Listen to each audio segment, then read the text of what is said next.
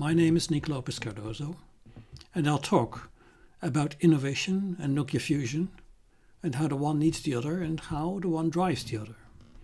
But the talk is really about the transition to a sustainable way of life. Few will doubt that this transition is badly needed and in the end unavoidable. But can we achieve it fast enough? That's the question. And in this one question everything comes together. Which factors determine the maximum speed of change? Economics, technology, natural resources, human behavior? And how does innovation even work in a branch that builds long-lasting stuff, especially during rapid growth? How do we avoid technology lock-in? Can radical innovations, such as fusion energy, still change the game? Can we transition to a sustainable world fast enough? That is the key question. Let's talk about that.